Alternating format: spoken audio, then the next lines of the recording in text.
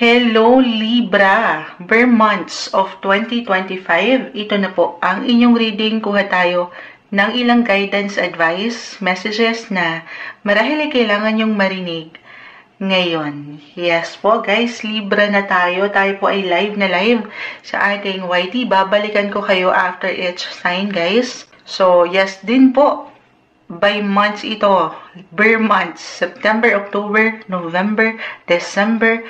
Iisa-isahin natin. Okay? Hihingi tayo ng guidance para sa inyo. Bilang why not, maging guidelines nyo sa ilang 4 na buwan na natitira ng taon. Gusto niyo yun, agad-agad Libra, kuha muna tayo ng panimulang baraha para sa mga taong maaaring makapakinig nito. Energy check, Libra, guidance. Ano kailangan nyong marinig? Message? Kailangan marinig sa taong maaaring makapakinig nito, Libra. Yung energy lamang po ni Pluto. Pluto is all about changes, transitions, transformations. So, maaaring may ilang pagbabago na ikaw ay pwedeng maramdaman sa mga susunod na buwang ito. Okay, dyan pa lang meron ako nakikitang ilang opportunities or learning opportunities kasi si Pluto malalim. Meron ka diyang matututunan mula sa ilang changes na pwede mong maramdaman. Extreme, intense ang mga sitwasyon. Maaaring meron ilang surprises, unexpected situation, Bear months, Libra. At yan na ika-clarify na natin ngayon. Start tayo September 2025. Libra, anong kailangan yung marinig? Guidance, advice, message, September 2025 po, para sa mga taong ito. Ano kailangan marinig ng mga Libra? Kuha lang tayo ng ilang guidance. Okay, may ilang cards na. 10 of Pentacles, urong natin. Knight of Pentacles, both reverse. 6 of Swords, the Empress. So, may ilang reversal na baraha guys. Pero hindi ibig sabihin naman na hindi agad okay. Meron tong kalakip na mensahe. The Empress, ikaw na to. Sign of Libra. You are ruled by planet Venus. The Empress card. Reverse. Okay? So, maaaring meron lang ilang, para bang pagka low-key. Low-key. Physically, mentally, emotionally, very normal na pakiramdam. Hindi ganun kaano yung energy. Ka-high or ka-extreme, ka-intense with Pluto. Pero, yung pinaka-advice na nakikita ko dito, kailangan mong bigyang diin, Libra. Ito tayo. Yes, more on self-care and self-love. Kung kailangan mo munang mapag-isa, mapagnilay-nilay ngayong buwan ng Setyembre, ayan, unang Bear months, unang buwan, gawin yon. Hindi mo kailangan ma-pressure sa life kasi parang meron ako nakikitang kabagalan, yes po, or pagkainip sa situation, or talagang low-key, physically, mentally. Hindi po isang medical advisor si Moonchild. Simpleng card reader lang tayo, pero pakiramdaman po ang inyong mga sarili, listen to your body. Pluto, yung energy ni Pluto, again, may pagka-intense, very transformative yan, nababago. So, physically, mentally, emotionally, sa part na yan, kayong higit na makapagsasabi. So, pakinggan po yung kayo. Okay? I-prioritize nyo rin yung kayo. Yes po, kahit tahimik lang, ang unang buwan ng Bear months, ayan. Maaaring meron kasi, baka pinapalakas kayo guys. Pinaghahanda kayo. Baka meron tayong makuhang ilang messages mamaya. Kasi pagtapos ng September, maaaring, ayan na, papasok na ang season nyo, birthday season nyo.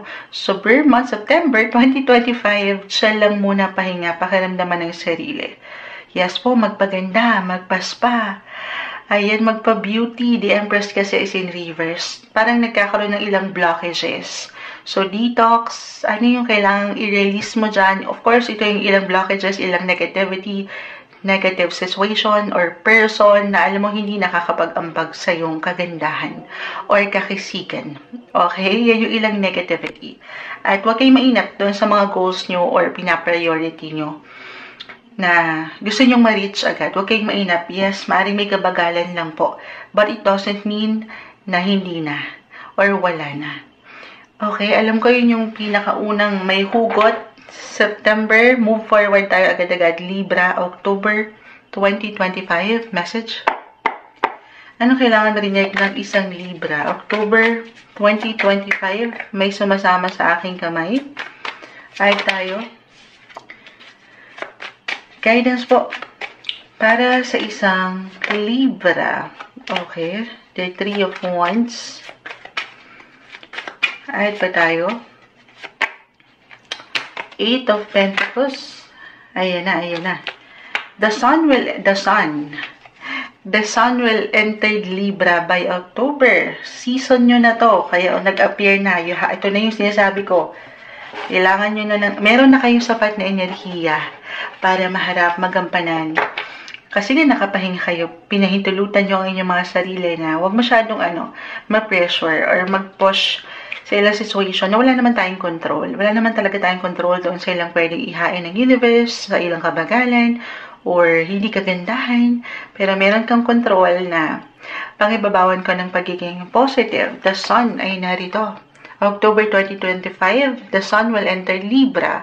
Yung pagiging young, energetic. Deserve nyong maging masaya, magsaya sa inyong paraan. Oo, dahil birthday season nyo to, so pahintulutan nyo na parang kayong mga bata. Yung pagiging free-spirited nyo. Why not? Meron po bang travel?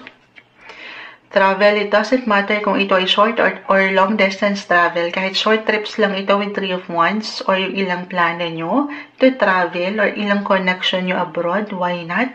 Umangat. The Two of Swords. This one is in reverse. Actually, along with your other cards, sa two cards na to, kasi parang ang dami yung ito na yun ang dami ihahain ng universe, maraming ganap, trabaho.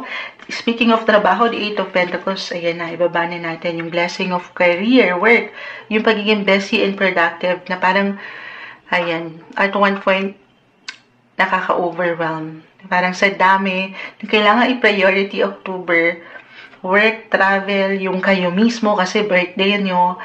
So, be clear lang. Paangatin yung awareness and prioritization is the key kung saan ka higit na maglalaan ng energy. Okay? 6, Knight of Wands, guys. Sa success, claim na natin. Andito ang career, 6 and 8 of Pentacles. Marirecognize kayo, mapupuna kayo, ma-appreciate kayo. Okay? Merong parating. Ito na yun. Yung mula sa ilang kabagalan, sabi ko sa inyo, nung September, merong parating, umuusad at sa mas ikasisecure nyo ito, ikali-level up, ikali-increase ng inyong income. Kung ito ay patungkol sa love, why not? On fire, on fire. Sa inyong paraan magsasaya, may celebration po. Celebration, deserve nyo to. Okay, kahit sa simpleng recognition, guys, or appreciation, nagle-level up kayo. Buhay, karera, especially. Itong tinatrabaho nyo, yan ang hindi nababaliwala. Libra, November 2025, message. Guidance, anong kailangan marinig ng isang Libra? May tumalo na. Sumasama pa sa aking kamay. Ito na. The Two of Wands. Two of Wands. So, nasa na ba tayo? October, November. Kita mo, naguluhan na. November. Okay, sige. Isa-isa, the Star. Page of Pentacles, the Star. Manifestation card, guys. Money opportunity. Merong kikinang. Manifestation, ipahayag nyo na, tanggapin nyo na, panghawakan nyo na. Kung ano yung, ayan, gusto nyong ma-reach, matanggap. Kikinang, kumikinang. Buhay kaperahan, especially, may pagbibigay din dito. Lalo pa kung kayo yung mga nasa ibang bansa. Or, itong work nyo, company nyo ay may kaugnayan sa ibang bansa. Maring meron kayong i-look forward dyan na, ayan, oportunidad. November 2025, the Star. This is about your hopes, your dreams, your wishes. Maring meron kayong maisa katuparan na pangarap. Gaano man yan kalaki, kaliit, guys. Okay, lalo pa kung natagalan na ito at in a way, ayun nga, naramdaman natin, unang 2 buwan ng bare months, parang may ilang glitch, pero normal yun, huwag kayo mainap, umaangat na ang opportunity para sa inyo. Meron at merong money. It could be an extra work for an extra income or pag-increase sa inyong mga sweldo. Why not? Yes po. Napupuna, kumikinang ang inyong mga aura. Okay? Claim na natin yan. Last month of Bear months, December 2025. Libra. Medyo nakakahingal pala to. Alam niyo, nakailang signs na tayo, pero eto na. First time kong gawin to, guys. Itong Bear months, by each month, ay para sa inyo. Harapin natin para meron kayong guides para sa Bear months na ito. December 2025, Libra, nung kailangan nyo marinig. Message. Guidance. Libra. The 9 of Cups. Ay tayo. 5 of Cups, reverse. Okay, may sumasama na sa kamay ko. Okay. Hindi kailangan katakutan or laliman si Pluto. Unang-unang barahan o mga sa inyo. Changes, transformation, ilang transitions, patuloy kayong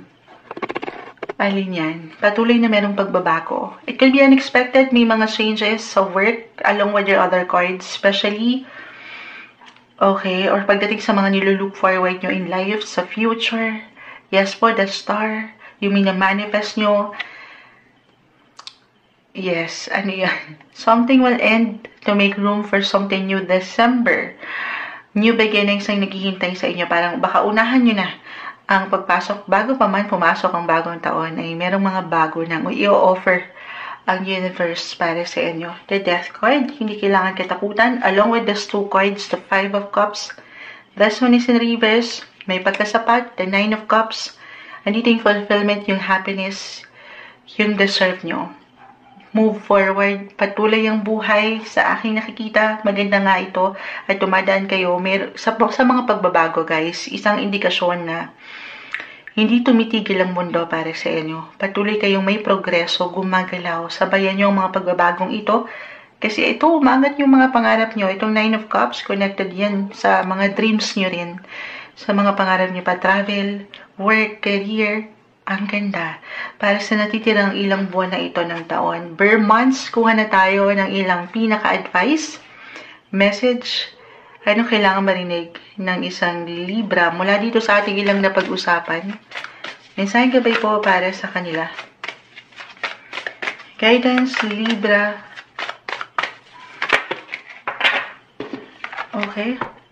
The answers you need are coming. Parating na. Meron daw parating na balita, impormasyon. Actually, ang layo ng mga tingin nyo dito sa mga cards na bumagsak.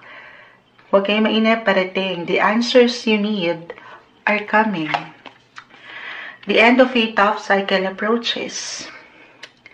The end of a tough cycle approaches. Matatapos na yung ilang kahirapan or ano pa man na hindi kagaanan, especially na inyong pagdadaanan ngayong Bear months. Wala namang perfect. Pero sabay sa ilang changes na ito, be flexible, stay adaptable, guys, sa mga changes. Kasi yun yung pinaka nagbibigay diin sa inyong baraha. Na sabi ko nga, nothing is yet set in stone. Patuloy na pwede may pagbabago sa buhay natin. At sabay lang tayo. Maaring matest kung paano nyo pangahawakan ng situation. Take time to breathe out. Libra, sa dami ng pwedeng maganap ngayong Bear months, hinga rin. Hinga ng makahinga sa ilang hindi kagaanan sa buhay. It's time to release negativity. Full moon in Scorpio, tumatalon pa. Full moon in Scorpio. Pluto is the sign of Scorpio. Yung unang ito, yung pinaka-card na bumagsak sa inyo. So, ayan, patawarin. It's a card of death card din, guys. Renewal. New beginnings, rebirth. Pangatin niyo yung enerhiya na para kayong lagi nagsisimula sa una, na hindi pa huli ang lahat. Okay? Na pwede pa kayong mag-start from day 1, from day 0, from scratch. May pag-asa. Umaangat din po yung hopes, yung wishes nyo. Kapitan niyo yun at alisin yung ilang negatibo na hindi makatutulong. Para sa inyo ngayong Bear months, ito yung umaangat na guidance, advice, messages para sa inyo. Libra.